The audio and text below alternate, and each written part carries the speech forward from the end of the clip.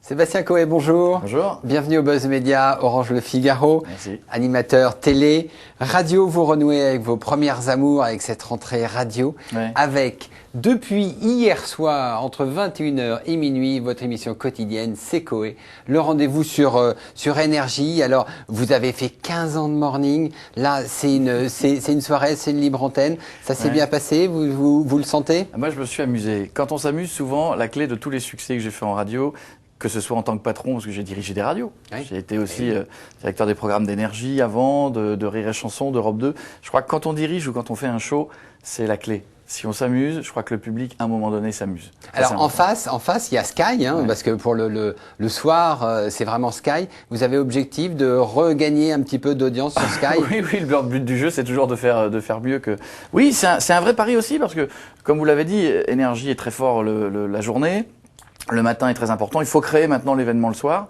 Et c'est vrai que Sky a joué sur sa régularité, son format qui n'a pas bougé. Je crois que c'est la clé dans beaucoup de radios. Il a un peu vieilli son format. Oui, mais c'est le moment de l'attaquer. Je crois que globalement, si vous prenez en dehors de Sky, le succès de pas mal de radios qui ont tenu ces dernières années et qui marchent fort, c'est la régularité du format et de faire en sorte qu'à un moment donné, le format se transforme en communauté. C'est-à-dire que le format amène des auditeurs. Voilà. Les auditeurs créent une communauté.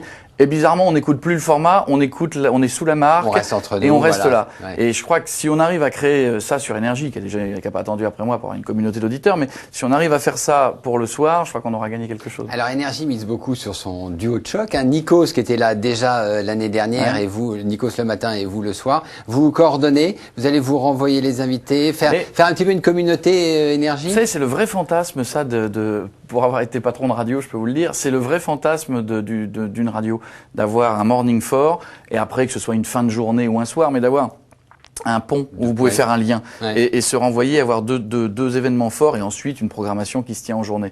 Et je crois que c'est quelque chose qui est réussi cette année sur Énergie. À nous d'être bons, à nous de faire venir le public, à vous de venir en tout cas, mais c'est vrai que le but du jeu, c'est de se renvoyer des artistes, se renvoyer la balle, faire des choses ensemble, c'est évident. Alors, la radio, c'est devenu un peu le passage obligé des animateurs télé qui veulent se ressourcer, retrouver une crédibilité. Il y a eu Nikos, je suis pas sûr. Fogiel, Morandini et vous maintenant. Je suis pas sûr que ce soit dans le but de me faire une crédibilité que j'ai repris la radio. Non, je l'ai repris parce que... ressourcer. Même pas, parce que il se trouvait que l'année dernière, je n'en avais pas fait pendant un an, parce que je crois que j'avais 15 ans de matinale et que vraiment j'en pouvais plus. Et qu'on a l'âge de nos artères, à un moment donné, à 37 ans, on vieillit. Non, et puis je l'ai beaucoup fait et ça m'amusait moins. Je dis pas que je referai pas de morning, obligatoirement j'en referai un, parce que j'aime ça aussi, réveiller les gens. Mais dans les propositions que j'ai eu la chance d'avoir l'année dernière, quand Énergie m'a proposé le soir, on hésitait, fin de journée, début de soirée, soir, etc. Je me suis dit, voilà, ça je l'ai jamais fait.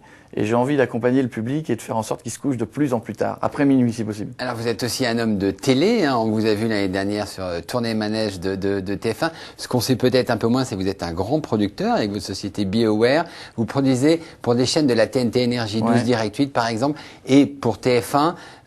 C'est difficile d'avoir un pied dans les deux? Vous savez, non, moi la création de BioWare, elle a été simple. C'est-à-dire que souvent on imagine le producteur de télé comme le type qui arrive avec des dents, un cigare, voilà, avec le gros beau, j'aime bien le cigare aussi de temps en temps, ça n'a rien à voir, mais le soir.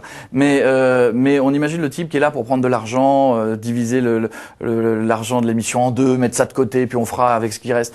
Moi, les choses sont nées différemment. Je suis à la base un artiste, un animateur radio, et j'ai voulu structurer tout ça. J'ai voulu structurer le catalogue, j'ai voulu structurer les réussites, les échecs, pour éviter que ce soit des échecs financiers, parce qu'on en fait toujours quand on crée des choses. C'est né comme ça, BioWare. Donc cette société a grossi, et c'est vrai que maintenant on est devenu une société qui produit pour beaucoup de chaînes de la TNT, et j'en suis ravi parce que on est en train de produire notamment une émission avec Cécile qui s'appelle 100% Immersion, vous verrez sur Direct 8, qui est du vrai doc. On en produit également pour Énergie 12, et ça c'est nouveau pour moi. BioWare jusque-là était du divertissement, on est en train de produire de la fiction, d'humour, donc c'est vrai que j'ai envie que l'on soit toujours la société qui crée du format innovant et que ce soit de la vraie création pour les chaînes. C'est-à-dire nous on crée du sur-mesure.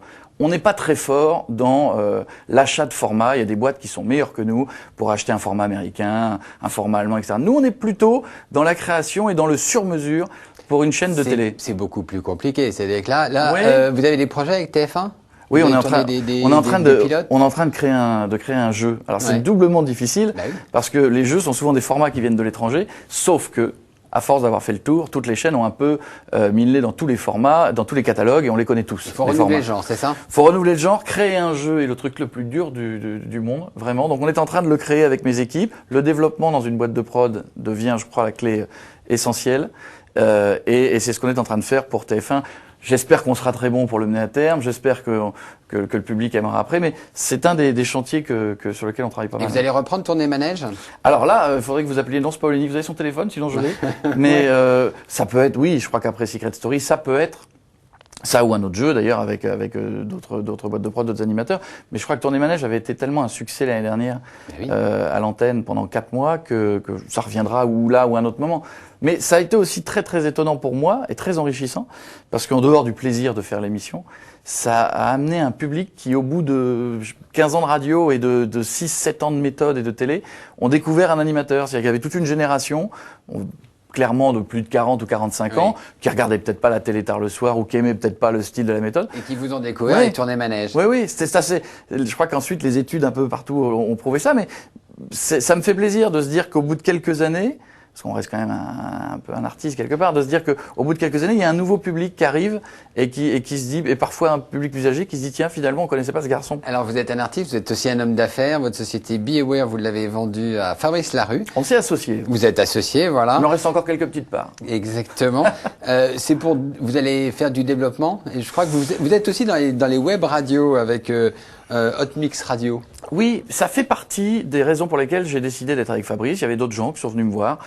Voilà, en dehors du rapport humain, on n'a pas le même âge, mais on a parfois une histoire qui a pu se ressembler. On est partis tous les deux de pas grand-chose pour avoir construit quelque chose avec nos mains. En dehors du rapport humain, je me suis dit qu'avec les années, c'était intelligent de pas être toujours tout seul. BeAware s'est créé, j'étais tout seul, j'avais une belle équipe, mais j'étais seul. Et on est toujours meilleur pour combattre, pour les succès, pour les échecs, et surtout pour la stratégie, pour construire des choses ensemble. Le web en fait partie, c'est-à-dire qu'Hotmix, c'est une radio que l'on n'a pas créée, qui existait. Dans laquelle BeAware a décidé d'investir et de construire le futur, parce que je crois à ces nouveaux modes sur le net. De consommation de la radio. Vous connaissez comme moi le gros problème du net, c'est que beaucoup de gens viennent, mais il n'y a pas d'argent derrière. Exactement. C'est-à-dire que moi, je crois dans ce genre de médias sur le net, à la condition que les charges ne soient pas monstrueuses.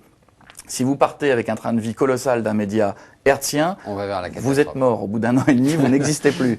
Il faut être raisonnable, vous construisez petit à petit, vous laissez les équipes d'Hotmix, moi je ne les contrôle pas, elles sont là, elles travaillent, on discute ensemble, elles font leur job, et puis on est en train de construire un vrai média. On verra dans 1 an ou 2 ce que ça donnera.